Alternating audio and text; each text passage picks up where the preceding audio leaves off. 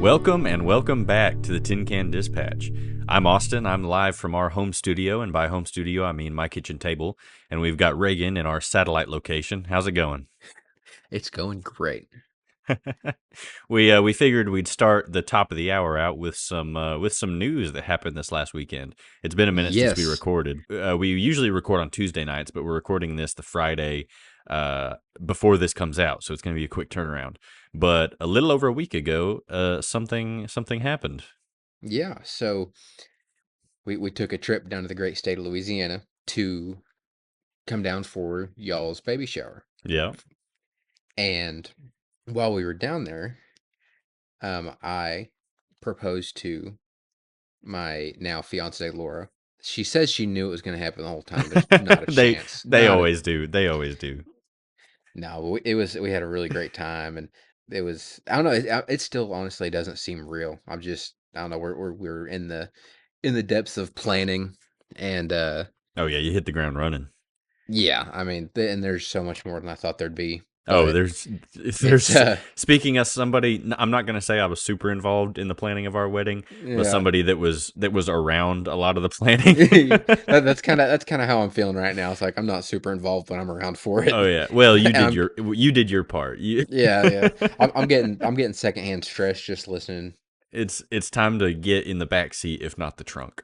Yeah, that's how I feel. We're But very no, yeah, excited for you. yes, I'm so excited, and it's something that I was definitely praying about and praying for, and I believe she's God sent. Yeah, it's a major life event in anybody's life, but as Yes. as Christians, we can see it as a huge blessing from the Lord. So, He who finds a wife finds a good thing. amen. With that being said, y'all wish Reagan and Laura congratulations in the comments, and we'll get right into the episode today. Where did we leave off our hero Gideon in the last episode? We left Gideon off. He had just smashed the idols at his father's house. He was being prepared by God to fight the Midianites and the oppressors of Israel. Yeah, so at the very end, like you said, he smashes Baal. Baal is not able to contend for himself. He is not. One of my favorite interactions in this book, or in this the book of Judges. So Baal's not able to contend for himself, and that's where we get the name Jerubbaal, which is let Baal speak for Hmm. himself. And Come at me, then bro. yeah, exactly. So then we have this interaction between the Lord and Gideon, where he gives him a test, and God honors that test, and Gideon is strengthened in his heart, and he starts preparing and gathering these men to battle. So that's where we pick up in Judges chapter 7. Mm, And I remember, yeah. like I said, being in Sunday school, and you learn about the jars with the torches in them, you learn about these Hmm. certain points, but there is so much to this chapter Yeah. to dive into that's not normally touched on when Gideon's talked about. Mm, So we're gonna hopefully touch on a lot of that tonight. So, I can't wait. yeah, I think it's gonna be good. I've got, especially, there's a stinger at the end that I think is gonna be really good. Awesome. So we'll just hop right into the verses here. We'll start in verse 1. It says, "Then Jerubbaal, who is Gideon, and all the people that were with him, rose up early and pitched beside the wall of Herod, so that the host of the Midianites were on the north side of them by the hill of Moreh in the valley. And the Lord said unto Gideon, The people that are with thee are too many for me to give to the Midianites into their hands. Lest Israel vaunt themselves against me, saying, Mine own hand hath delivered me. Now therefore go to proclaim in the ears of the people, saying, Whosoever is fearful and afraid, let him return and depart early from the mount of Gilead. And there returned of the people 22,000, and there remained 10,000. So just in this first section of verses here, you have the first sort of sifting that has to happen. Yeah. Um, the Lord, and I've highlighted this thing, and this is really the kind of the thesis statement of the entire chapter, really of Hmm. the book of Judges. If we had to give a thesis statement for the book of Judges, Yeah. um, where it says, "The people that are with thee are too many for me to give the Midianites into their hands, lest Israel vaunt themselves against me, saying, Mine own hand hath delivered me." You have this idea that in weakness there is strength. Mm, And we've talked about the Lord using the underdogs, the Lord using these kind of these unlikely heroes, but yeah. there, up to this point, there hasn't been such a glaringly obvious example of weakness being used against strength because, like, here it's just simple math. It Yeah. shouldn't work. This many, and we'll see it gets down to 300, but 300 men should not be able to take down an army of No. No. No, 135,000. no chance. Let me crunch the numbers on that real quick. I'm getting out my calculator. So, in a normal battle, because as we see, kind of the running theme, I say the running theme, kind of another thing we've been talking about is kind of the use of subterfuge and kind of Yeah. a little bit of trickery throughout to kind of get the Being upper hand on the enemy. little sneaky guys. Right? Yeah, being little sneaky guys. So And I think I read somewhere that it was about 400 Midianites per Israelite. yeah, that's exactly right because I just calculated it up. So it's Yeah. 135,000. So in normal warfare, one of the Israelites, and we're getting kind of ahead of ourselves because all the sifting hasn't happened yet, but one Right. Israelite would have had to have been responsible for taking out 450 Midianites, which I is think I would be good to get through one and a half, right. maybe two to three at most. It's like you get past the first guy and like, hey, I'm carrying my weight over here. How y'all Yeah, holding up? I get past the first one, I'm getting tuckered out. I'm ready to go home. And then you tell It- me I've got 399 left. I'm yeah. like, I don't know about it, dog. Even worse, 449. I'm like, Yeah. whoo. So anyway, so as we can see, the numbers are not adding up. So I like in verse 3 where it says the first test is just very simple. All it says is, hey, if you're terrified, you can just head on out. Yeah. And And I did want to kind of touch on that a little bit. uh-huh. Because I feel like there could be kind of a connection there with kind of the plan that God has for your life and people that don't follow through on that plan because they're afraid. They end up leaving the goodness that God has for them because they're too afraid to go fight for it, to Oh yeah. really I mean, get in there and pray and fight that spiritual battle. I think you're spot on. I mean, it really comes down to a lack of faith to know Yeah. that the Lord has you in his hand. Hmm. To be fear is, and there's a quote that I'm trying to think of, but basically to be afraid of a situation is to have a lack of faith that the Lord is in control. Yeah. Now there's obviously our situational fear. I mean, if a mountain lion is coming up at me, I'm not gonna like Right. bow up to it. I'm gonna, Yeah. but we have instinct. But as far as situational fear, um, being afraid of these situations that God has already delivered into our hands, and that's the Yeah. main point. And I think you were leading up to that is the Lord has already told Gideon and by proxy all of these Israelites that Right. they've already won the battle and all they have to do is just step into the victory. Yeah. All But they got to yet, do is show up. exactly, and yet they were still afraid. Hmm. And this is one thing they didn't know what the victory was going to take. And I think Yeah. that's probably that's where some of the fear was sourced from Oh, because yeah. they had the word from the Lord that says the battle is going to be won, but they didn't know the methods, they didn't know how it was going to work out practically. Oh, yeah. And so, like, kind of applying that to our lives, we know at the end of the story who's going to win. We Yeah. have we have record of that. We can know how the story ends. We know that we're saved. We know Hmm. that in the end we're going to be with the Lord in victory. But to know how his plan is going to be worked out practically in our lives, there can Yeah. be an uncertainty there. And so I think Yeah, for that's kind of sure. where these guys find themselves. Yeah. And those ones that left were the ones that are like, well, I can't deal with that uncertainty. Exactly. There's too much at risk and I'm not willing to risk it. Exactly. So that kind of gives some insight into what this first kind of sifting here. Hmm. So that first bunch, over 2/3 of those guys left. Over 2/3 of those guys said, "You know what? You gave me the out. I'm taking it. Like no Yeah. takesies It's just backsies. I'm out of yeah, here." just split, yeah.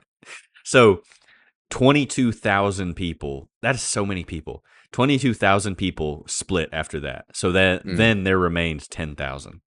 So But the way that the setup is kind of described here, they could most likely see the encampments of the enemy. And so that Hmm. might have led to, it's one thing to say, yeah, we're going to take them out, yeah, we're going to go get them, but to see a very physical representation of just how outnumbered you are, that probably didn't help Yeah. either. I did kind of want to ask you what you thought about this. Yeah, When those guys left, those 22,000, yeah. they would have had to have known that they left 10,000 men to go die. That's what they're thinking. Oh no, absolutely, yeah. So, which obviously, we know how the story goes. We know Gideon ends up winning the battle. Right, right. There's definitely more to be said of the people that stayed than the people that left, because Yeah. when you have a work that goes on, whether it's a church, whether it's any form of ministry, whether it's Hmm. Christian or the body of Christ as a whole, in every example I can think of, there is always a sifting down, and Yeah. it's actually very interesting because what do we find Gideon doing when the first time we see him? He's sifting wheat. Right, he's threshing wheat. And so immediately we have an example of what's about to happen to the Yeah. Israelites. And so in I never every looked at it that way. That's and really I interesting. in every work of the Lord, there's going to be a sifting, and there's going to be people that walk away for one reason or the other. I'm not saying everybody Mm. that walks away from one form of ministry that is wrong. But Right. there are examples of people doing it wrong, people doing it right, whatever. I'm kind of Yeah. getting sidetracked. But anyway, I'm not exactly sure what I'm trying to say here, but I wouldn't necessarily look at the sifting as a bad thing. Yeah. You said, and yes, I do agree with you. These 22 people or 22,000 people had to be thinking, I'm already afraid, and now I'm leaving 10,000 of my countrymen to face Yeah. 135,000 people. Hmm. So that I'm sure that was a thought that they had, but there's a reason that Scripture doesn't dwell on those 22,000 after the fact. Okay, Yeah. now we got 10,000. It's about to be sifted down even further. Um, Mm. so, and I don't even know if I really answered your question, but there's always with the kingdom of God. I'll just put it like that. With the kingdom of God, there's always going to be a sifting down Yeah. to the sheep, down to the wheat from the chaff. Yeah. And so to get that pure remnant to accomplish Yeah. the true work of God. Right. Yeah. It's like purifying silver. You got to put it to the heat Exactly, exactly. to I really get the best like quality. yeah, I really like what somebody said. And if I remembered the source of the quote, I would say it, but it was about a silversmith, and he was watching a silversmith work, Mm. and he was heating up the silver in his whatever they heat up silver in. And the silversmith said, when I can see my reflection in the silver, that's when I know it's ready to be worked with, or ready to be Yeah. molded or poured into the mold. However, we're put in certain situations, and we can feel like the heat's being turned up, but it's just so that Yeah. we can have the reflection of Christ be shown in us. Wow. I like that a whole lot. That's good. So, like I said, if I knew the source of the quote, I would put it in right here. Yeah. Yeah. But anyway, so we'll keep rolling here. But okay, so we'll just roll right into the next threshing, as it were. And the Lord said unto Gideon, the people are yet too many. Bring them down unto the water, and I will try them for thee there. And it shall be that of whom I say unto thee, this shall go with thee, the same shall go with thee. And of whomever I say unto thee, this shall not go with thee, the same shall not go. So it's a long way of saying, I'm going to tell you who to take and who to leave. Yeah. Yeah. He brought down the people unto the water, and the Lord said unto Gideon, every one that lappeth of the water with his tongue, as a dog lappeth, him shalt thou set by himself. Likewise every one that boweth upon his knees to drink. And the number of them that lapped, putting their head to their mouth, were 300 men, but all the rest of the people bowed upon their knees to drink water. And the Lord said unto Gideon, by the 300 men that lapped I will save you, and deliver the Midianites into thine hand, and let all the other people go, every man unto his place. And so this is the second example of the sifting. We Mm. have this situation where all the people are told is to go get something to drink, Yeah. to go refresh yourself. that in itself wasn't the issue. The drinking the water wasn't the issue. It's the way in which that It's the water was manner. drank. Yeah. Exactly. And so you have these guys that just get down there and remember, this is like not very far from the enemy encampment at all. Oh yeah. And you would think that you would be wary of your surroundings and looking for Mm-hmm. at any point maybe a spy or Right. what have you, or in a surprise attack from the enemy. So we have, let's see, what are we down to? 10,000 men? Yeah. So 10,000 men. So that's 9,700 men get down and just drink from the water, like it says, Yeah. like a dog. And in Jewish culture, dogs are not looked upon in Not. not looked upon favorably. No. There is a lot of examples of that. So when it says like a dog, it's not just saying the posture of a dog. It's also saying it's kind of like a I don't know what you would say. Almost like an insult. It Yeah, sounds kind to of. me. It's kind of it's verging on insult. Yeah. Um, They're not being real nice. so now you have two situations. One, Mm. they were not afraid, and two, they were aware of their surroundings and were watching for the enemy. I'm gonna say there's a large population of Christians who are confident in their faith. They're not afraid to claim the name of Christ, but they're not looking around. Well, let me say this: they're not ready to give an answer for their faith. You know what I'm saying? Yeah. And Yeah. Yeah. this may be kind of a loose connection to make, Well, but no, I don't think so. Because I mean that's something that we're called to do.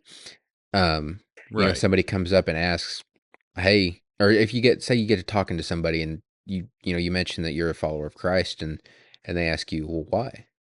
You know, you have to be ready to defend that position. right, yeah. And I think that's great phrasing, to be prepared to defend your position. Yeah. Um, and I'm not saying that you have to just be a cage stager or a stage cager, cage stager. I'm not sure, whichever one. Not saying that you have to just go and debate everybody that ever gives you No. pushback on all Well, that, because but but you're supposed to do it with love first and foremost. exactly, exactly. You're not supposed to, you know, it doesn't matter if somebody hates you and is, saying, just the worst things to you about your beliefs. You still treat them with that kindness that Christ showed us that he died for. Right, yeah. And we also need to be aware of what is a true attack on our faith and what is not. Yes. I really think that their curiosity and their questions can seem like an attack to some people when it's really just them being curious and maybe they're asking a question about something that you're not knowledgeable about or you haven't studied out Right, and exactly. and you and then some people might take that as an attack when it's like no, they're just curious. They want to know why you Right. believe what you believe. Yeah, absolutely. And also, coming from different theological backgrounds. Yeah. When I first really started getting into, studying the word, studying theology, all these different things, kind Mm. of working out what I believed for myself, it was very easy because one of the first things that's going to be suggested to you when you first start getting into this kind of stuff, like on YouTube, what have you, is like debate videos. And it's very Mm. easy to just become like militant in the wrong way Yeah. of I believe this and everybody who believes different is a heretic and is in danger of hellfire. Yeah. Um, and now Because it's like, there is theology that can send you in that direction. I had conversations with people that now if I had those conversations, we would find a lot more common ground than we did then. yeah. Yeah. Then that it was just butting heads. Yeah. Well, I mean, because I think it's a lot of a cultural thing too of the church down the road syndrome, Yeah. where, your certain assembly is the only ones that have it right, and this other denomination has everything wrong, and they're not going to heaven. It's just us, basically. Right, right. And that's a really, really dangerous spot to be in because as Christians, we're not supposed to let those secondary issues divide us. Exactly. We're We're united under one body. Christ. Exactly. Yes. Yeah. And like I said, there are certain theologies and certain kind of niches Mm. that people fall into that Oh that yeah. are there are very dangerous theology that can lead people astray. Yeah, But absolutely. there's always when it comes to, and this is kind of I know this is kind of a rabbit hole, but I think it's good when it comes to dealing with people of different denominations. Mm. It should always, we should always say, okay, do we agree that Christ rose from the dead? And do we agree that the blood of Christ washes our sins? Yeah. Yeah. If we can agree on those two, I think I could sit down and have a cup of coffee with you and be fine. Yeah. Uh, Exactly. and enjoy it. So, anyway, we'll keep moving from there. Yeah. There's a little bit of a sidetrack, but I think it was really good. So, and we've quoted him before, but the David Guzik commentary has been a great Yes. resource in this study. And this is just a few quotations he has about the sifting of down to 300 men. And he says, Mm. we rarely think that bigness can be a hindrance to the work of God. Yet it is harder to truly rely on God when we have many wonderful resources at hand. Though it certainly can be done, it is hard to be big and to rely only on the Lord. When we are big, it is possible to do a lot in human resources, and I like how he puts this in quotation marks, Yeah. give the credit to God, Yeah. because you will see in so many acceptance speeches, like for awards, in all these things, it's like, I want to thank my mom, I want to thank my dad, I want to thank my sister, I want to thank Billy Bob Thornton, and Yeah. and most of all, I want to thank God. And and so it's like, is the is the Lord in a secular entertainment award show? Is Now, I'm not saying he's not, but I'm just asking, is he? I And are think that would we have to be a thinker. are we giving credit to the Lord for something he is not in, because we have a lot? You know what I'm saying? Mm. Yeah. So if Gideon went in there with 400,000 men, he has physically 400,000 men and overtakes 135,000. He could say he could just go in there and do it of their own strength, and Oh then yeah. say thank the Lord for helping us. And yes, it's technically positive that he's even mentioning the Lord, Mm. but is he giving credit to the Lord for something that he accomplished in his own strength? It's not. Oh, it's like you said. Thank the Lord for helping me, instead of thanking the Lord for winning this battle for me. Right. And I think it's kind of like the Philippians 4:13 syndrome, where Mm. like student athletes put it in their bio, I can do all Mm. things through Christ who strengthens me. I can Like score this like touchdown because I'm God increased my PR. I'm dedicating this layup to the Lord. Like Yeah. Yeah. it's like we we're very quick to see God in our strengths. We're very Hmm. quick to give credit to God when things are going good, Yeah. and we have an abundance and we have skills. What we're not quick to do is give credit to God in our weakness, saying Hmm. the Lord has sifted me down to this so that he can be glorified. Yeah. So Yeah. yes, it is a trickle down effect from the Lord. He did give us these blessings, and if you are if you are an athlete and the Lord has gifted you with the abilities, praise God for that. Yeah. Absolutely. If you are able to like make a career out of sports, or even if you just enjoy doing sports, the Lord created us as beings that enjoy that kind of thing. So I want you to look up real quick, 2 Corinthians 12:7-10, and read that. All right. Does it matter? Do you have a preference on translation? Dealer's choice. Dealer's choice. I like ESV. Technically, I think I would be the dealer in this situation, but your Yeah. choice. However you You said Second Corinthians 2 Corinthians 12:7-10. 12, 7 through 10. 2 Corinthians 12, 7 through 10. So to keep me from becoming conceited because of the surpassing greatness of the revelations, a thorn was given me in the flesh, a messenger of Satan to harass me, to keep me from becoming conceited. 3 times I pleaded with the Lord about this, that it should leave me. But he said to me, my grace is sufficient for you. My power is made perfect in weakness. Therefore I will boast all the more gladly of my weaknesses, so that the power of Christ may rest upon me. For the sake of Christ, then, I am content with weaknesses, insults, hardships, persecutions, and calamities. For when I am weak, then I am strong. Wow. Amen. Isn't that perfect for this chapter? Yes, Um, absolutely it is. Touching on Paul for just a second, there's a lot of debate as to what his thorn in the flesh was. Some Mm. people say, I've heard a lot of different takes. Well, Some I've people, heard like it was like a blindness, or right, like right, or loss of vision. Like I've heard some like maybe like a bum leg, something like that. yeah. I've heard a few things. And some people say the messenger of Satan like was his guilt over taking part in the death of Stephen. Um, Yeah. so there's a lot of different, and there's a reason Paul didn't tell us. Uh, but anyway, the point being, the Lord gave Paul this to keep him humble, Yeah. to say that no matter how, and a lot of people, even Peter wrote, about Paul, having these revelations, and it's like, yes, you wrote the majority of the New Testament. You have Yeah. more of a revelation of Christ than possibly anyone in history before him or after him.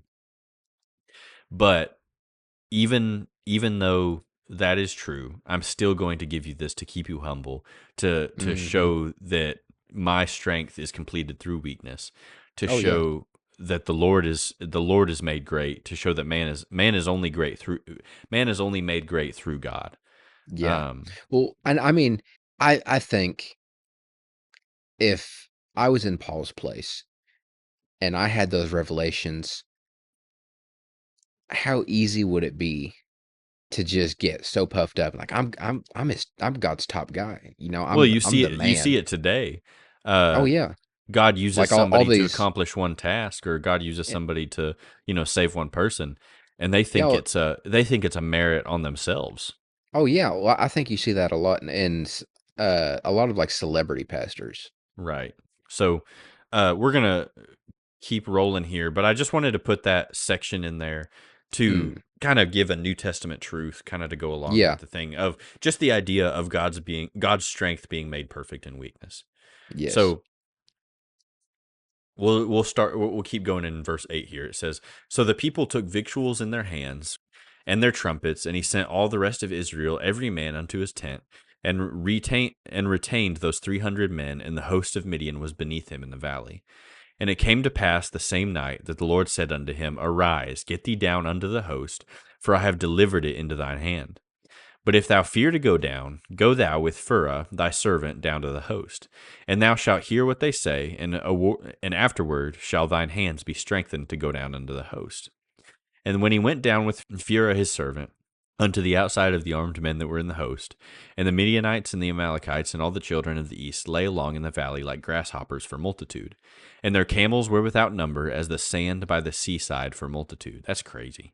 Yeah, it is. And when Gideon was come, behold, there was a man that told a dream unto his fellow, and said, Behold, I dreamed a dream, and lo, a cake of barley bread tumbled into the host of Midian, and came into a tent, and smote it that it fell, and overturned it that the tent lay along. And his fellow answered and said, This is nothing else save the sword of Gideon, the son of Joash, a man of Israel. For into his hand hath God delivered Midian and all the host. So this is a very odd kind of aside from the story. Yeah. It goes from, okay, we think things are ramping up, like we've got our 300 men, they've started to gather, Hmm. we've sent the rest back to their tents, and then the Lord's like, hey, uh if you need any more confirmation that this is what you're supposed to be doing, I want you to go down here and go check them out. And Yeah. so, something that's interesting, so in Middle Eastern culture, dreams are very important. Oh yeah. Well, I think I may have sent you some videos on this, but especially recently, and this is something that just blew my mind. The Christian revolution that is happening in the Middle East Yeah. because of dreams. Yeah. Jesus is appearing to these Muslims in dreams, and they'll feel this just sense of love, and they'll ask him, who are you? He says, I am Jesus Christ, the living God. Right. And they wake up from their sleep, and they give their life to Christ in such a hostile country to these Christians. Mhm. That's how much weight that they put on these dreams. Yeah, because in Western culture, dreams are just like, Like, oh, "Hey, I." maybe I ate something a little weird, Yeah, messing with it's my like, stomach. I dreamed that my barber was trying to kill me with a lasagna or something. Like, it's just like, Yeah. it's And I like was like, well, we maybe you should stay away from that barber. And so we're very quick to kind of brush off dreams. Uh but in the Middle Eastern culture, it's like, okay, let's sit down, let's pour a cup of tea, let's talk about this dream and what the ramifications of it could be for your life. Yeah. And like you said, I think there was even just very recently a group of Christians that were converted from dreams, that they were so fervent in their accepting of Christ and their championing Christ's purposes that the Muslims crucified them on crosses. Yeah. Yeah. And so you have this isn't just some turning back to the text here, this isn't just some one-off interaction that Gideon Mm. just happens to witness. This is confirmation. Not only have I showed Yeah. you in the fleece, not only have I sent the angel of the Lord to you, now Mm. I'm giving you one more piece that just shows you without a doubt that this is going to work. And I like this Spurgeon quote because he said, and we'll get to what the barley bread represents here in a second. Mm.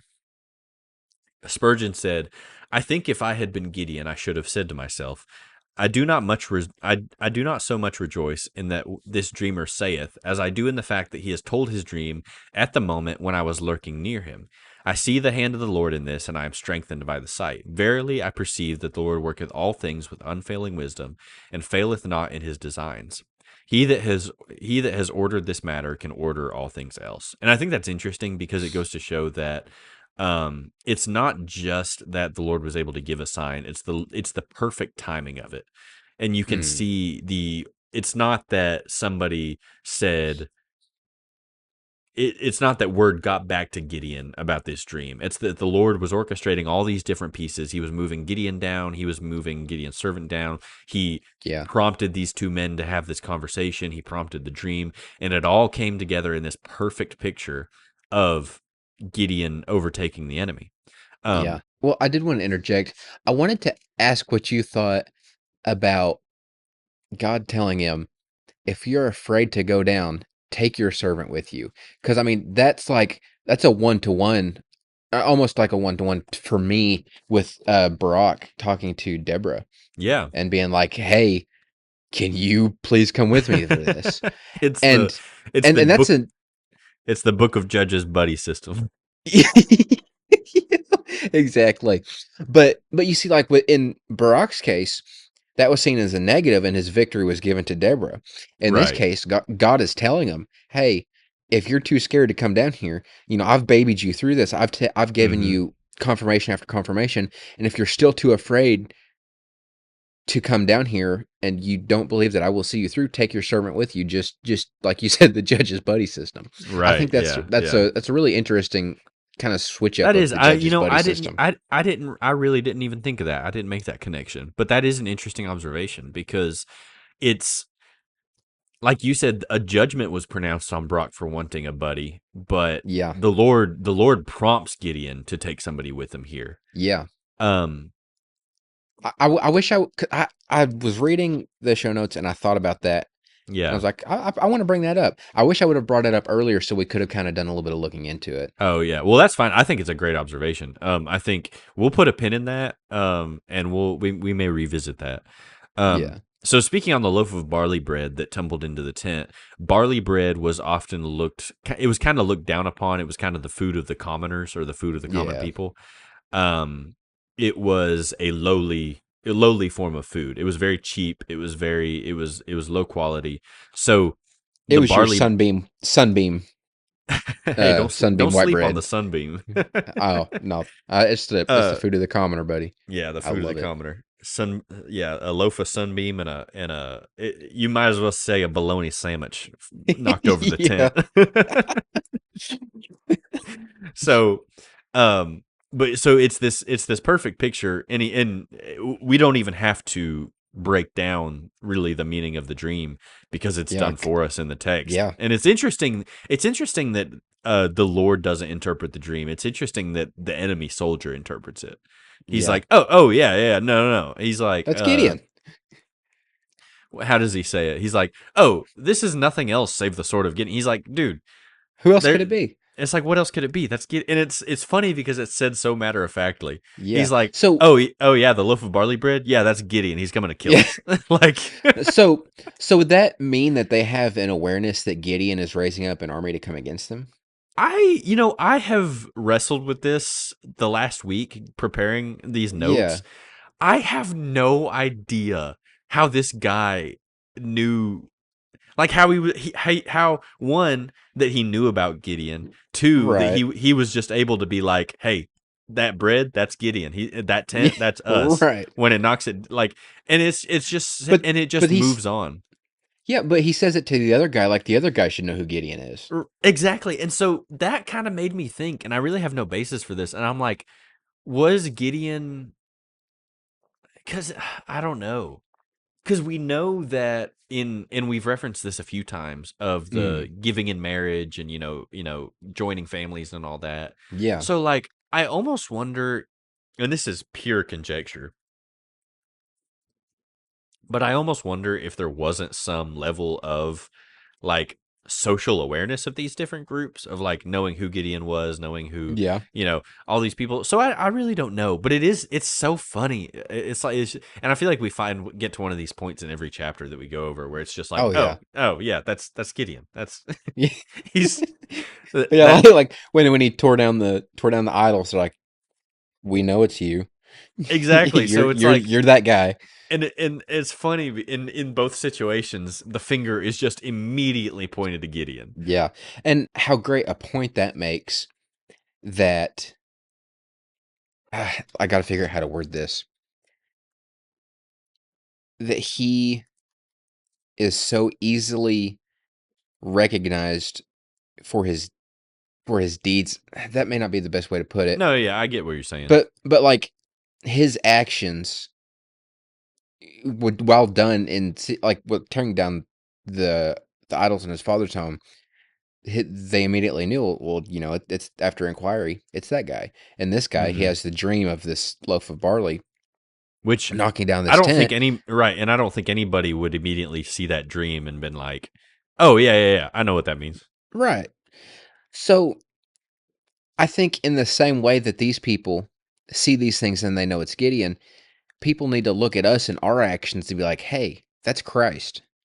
That Right, they yeah, see, and there should be a clarity to our actions. I think, yeah, yes. like a people shouldn't have to question what our motives are and where our allegiances lie. Yeah. They Yeah, for that when they sure. when they see us do something, like you said, they should be able to just be like, "Oh yeah, that's Reagan. He's a Christian. That's just how he Yeah. is. He smiles all the time. He's in a good mood. That's just he just has the joy of the it, Lord." it's funny that you bring that up. My nickname at work is Smiley. I'm not even kidding. And that's a good testimony because they're like, Yeah. when something is done, like, say something is done at work that you weren't asked to do, they're like, oh yeah, that's Reagan, he does that, Hmm. and Yeah. it's a testimony. Yeah. It um absolutely is. so we have this interaction, we have, and the guys are like, oh yeah, that's Gideon. So, and that's kind of another confirmation of, oh, these guys are like, not only, and this is actually going to play really well into the next few verses, and it's very, I never noticed this before, but it's very cool. So Mm. we'll go into verse 15 here. And it was so, when Gideon heard the telling of the dream and the interpretation thereof, that he worshipped and returned to the host of Israel and said, arise, for the Lord hath delivered into your hand the host of Midian. So the Lord is constantly Mm. reassuring Gideon that he has his back. Yeah. Um, And we and can't so, look over the fact that he worshiped yeah, when, when he heard the telling of the dream and the interpretation of it, he praised God. exactly. That is, It, he that was the gets that first thing he revelation. did. Yeah, and that's something that we can learn so much from. You know, Absolutely. you see God working in your life, worship him. You have a Hmm. bad day, worship him. You're afraid, fill in the blank. I think you know the answer. Um A coworker has a dream about you and the other interprets it. Worship him. but also I would start asking questions. Yeah, it's like, hold on, hold on. I'm always wary when people tell me I show up in their dreams. It's just like, Yeah, it's kind of odd. yeah. Like, well, what am I doing over there? Here's a question: what kind of loaf of bread do you think people would be able to point out as being you in their dream? Mm, cinnamon raisin. There you go. They feel like, oh yeah, that's Reagan. I think I would Yeah, be nature's is it nature's own, or nature, what's the brand? yeah, yeah. Something like Nature's, that. I'd be nature's own honey wheat. Yeah, that's some solid stuff. So we'll keep moving. And he divided the 300 men into 3 companies, and he put a trumpet in every man's hand with empty pitchers and lamps within the pitchers. And he said unto them, Look on me, and do likewise. And behold, when I come to the outside of the camp, it shall be that as I do, so shall ye do. When I blow with the trumpet, I and all that are with me, then blow ye the trumpets also on every side of the camp, and say, The sword of the Lord and of Gideon.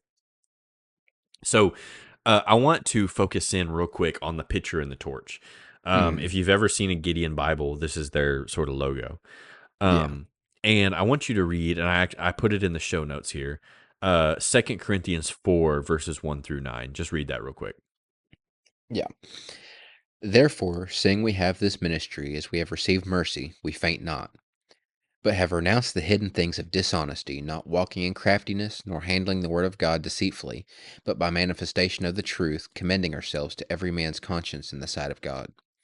But if our gospel be hid, it is hid to them that are lost, in whom the God of this world hath blinded the minds of them which believeth not, lest the light of the glorious gospel of Christ, who is the image of God, should shine unto them. For we preach not ourselves, but Christ Jesus the Lord, and ourselves your servants for Jesus' sake. For God, who commanded the light to shine out of darkness, hath shined in our hearts to give the light of the knowledge of the glory of God in the face of Jesus Christ. But we have this treasure in earthen vessels, that the excellency of the power may be of God and not of us. We are troubled on every side, yet not distressed. We are perplexed, but not in despair. Persecuted, but not forsaken. Cast down, but not destroyed. Okay. Also, great song from our youth. Persecuted but not forsaken, no. Cast down, but not That is a destroyed. throwback. Yeah, it is. Um, so this is immediately what I thought of, and I almost have to think that Paul was thinking about the story of Gideon when he wrote this.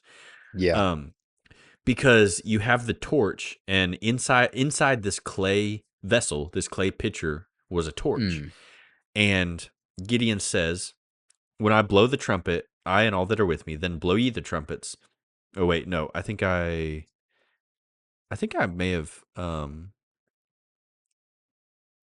Yeah, okay. I actually inserted this in the wrong portion of the show notes, but what they do is they break the pitchers with the yeah. torches in them.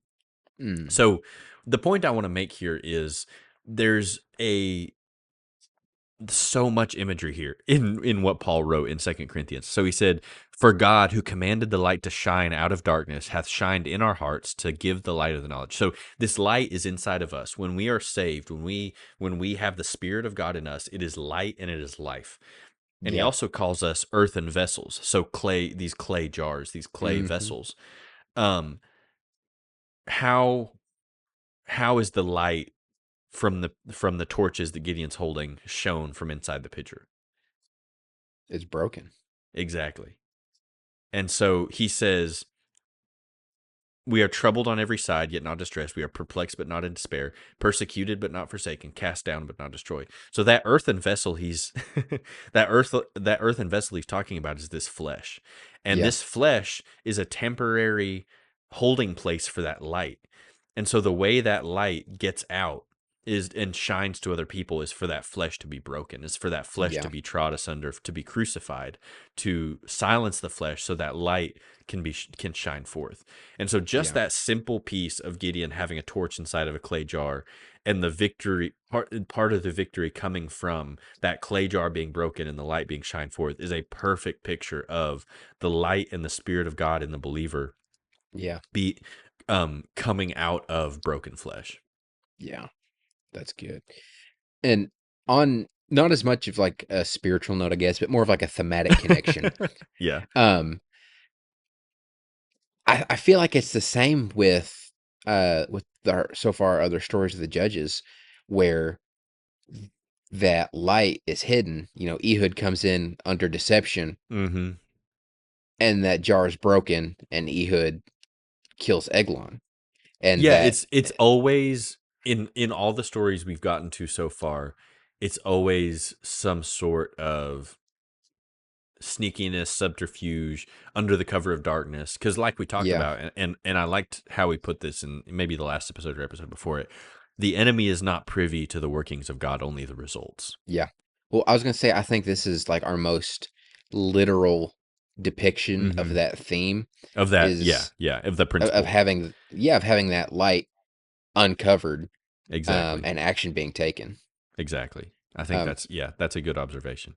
Okay, so we're going to jump right back into verse 20 here. It says, "So Gideon and the 100 men that were with him came unto the outside of the camp in the beginning of the middle watch, and they had but newly set the watch, and they blew the trumpets and brake the pitchers that were in their hands.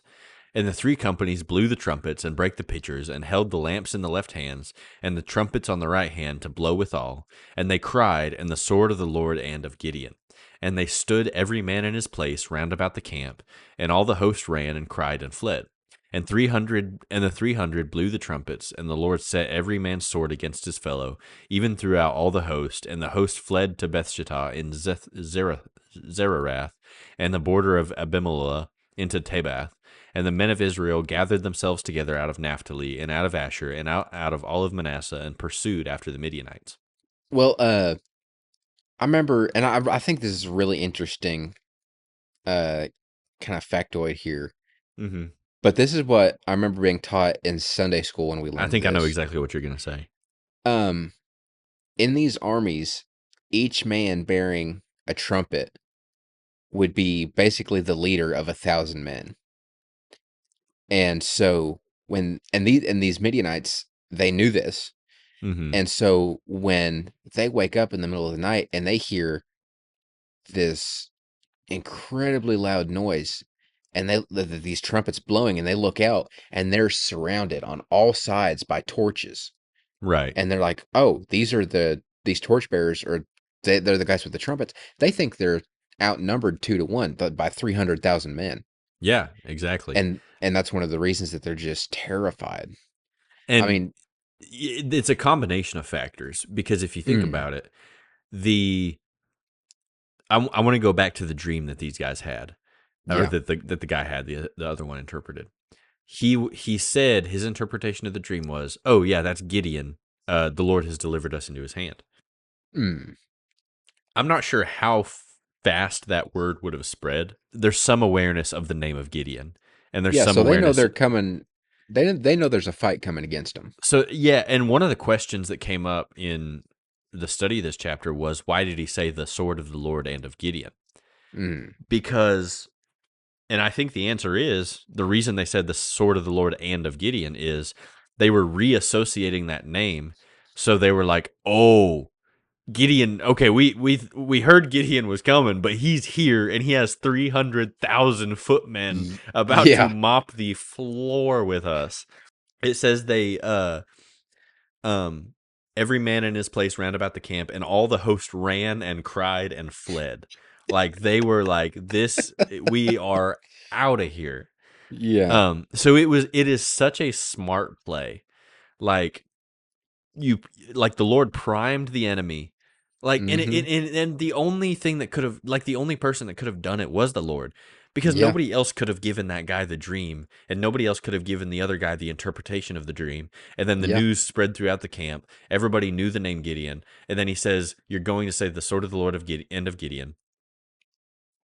They say the sword of the Lord and of Gideon, and they're like, "Oh, Gideon, that's the guy." And then he's like, and that's the guy that was prophesied to come and wipe us out, and he's here to wipe us Yeah. out. You're So right. we're gonna leave now. And So for some reason, also start wiping each other out. yeah, exactly. It says it doesn't it say their swords turned against each other? Yeah, the Lord set every man's sword against his fellow, even throughout Mhm. all the host. So they And didn't. the I don't host, think all of them died. no, Um, but they were definitely, they were uh, clamoring yeah. because it says they fled to Bethshittah, Zererath, and Mm, so they were leaving, but they probably had a lot of casualties. yeah, friendly Um, fire was activated.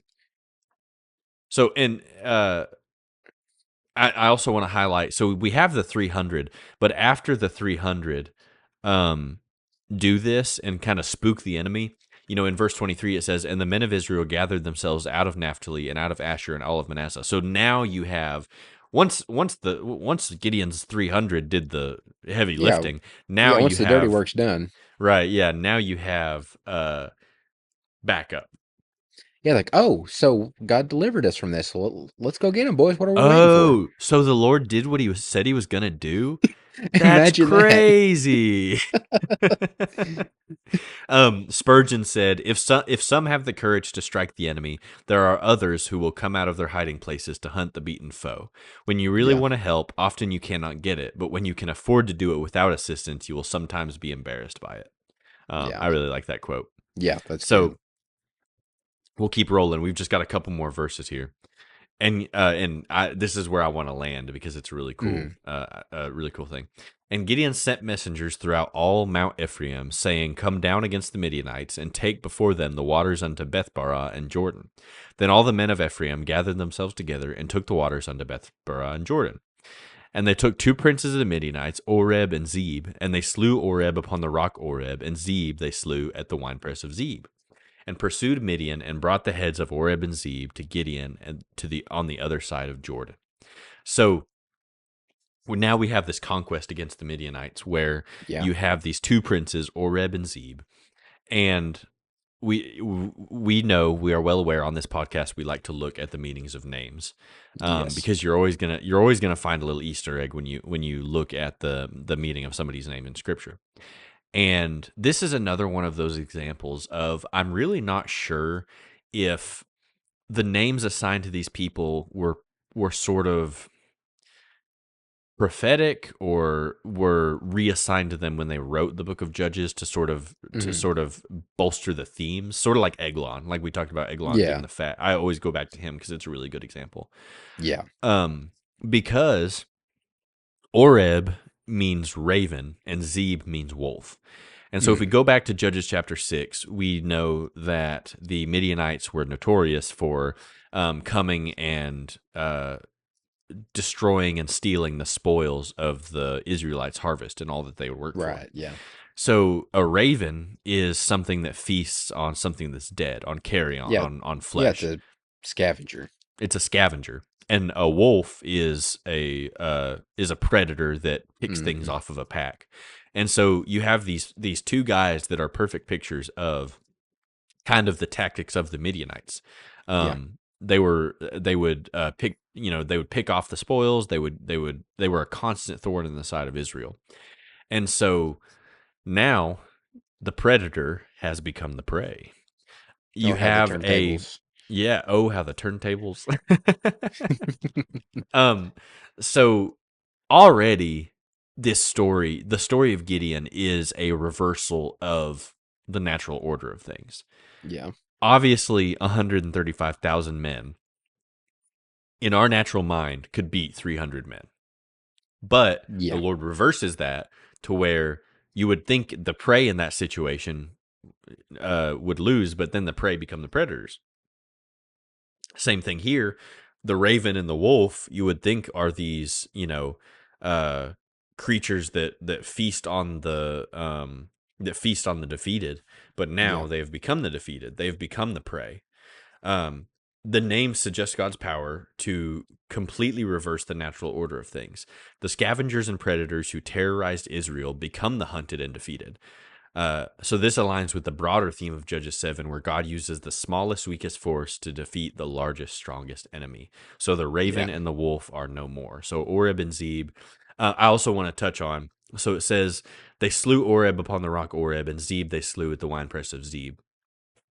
So it's not just a strange coincidence that these guys ended up dying at places named, bore the same name of them.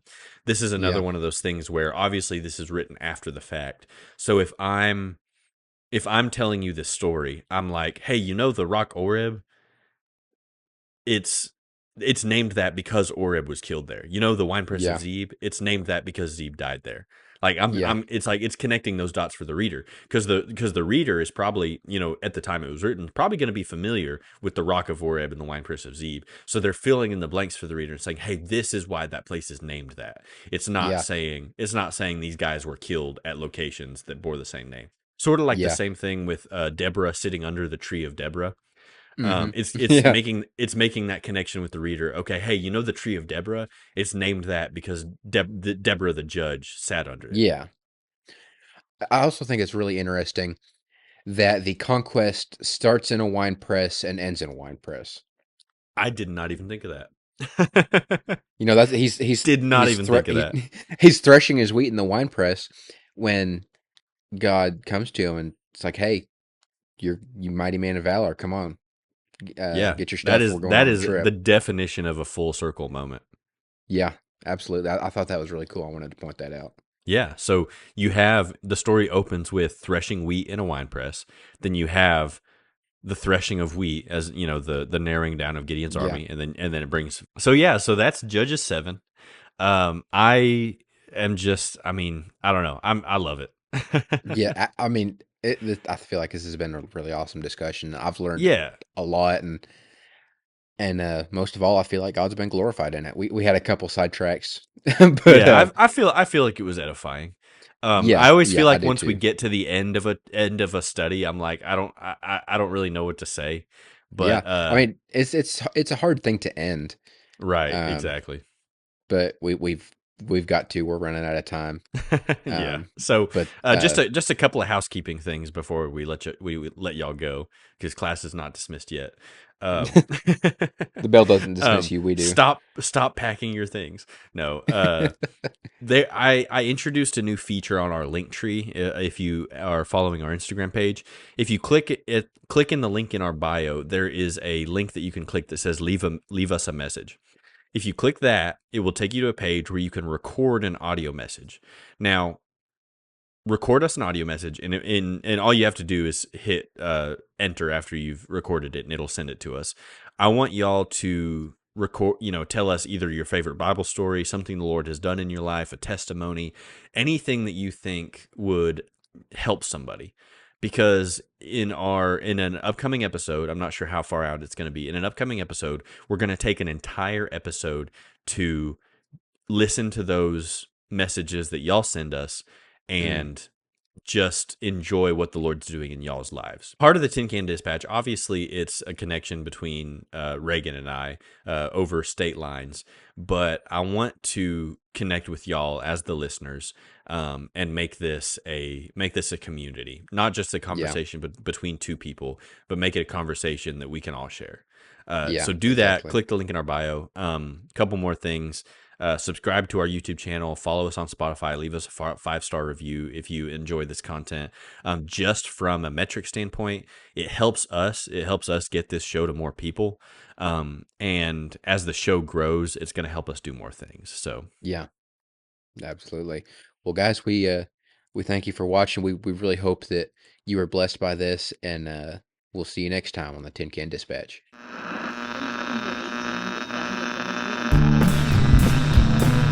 Hello? Is anyone there? Hello?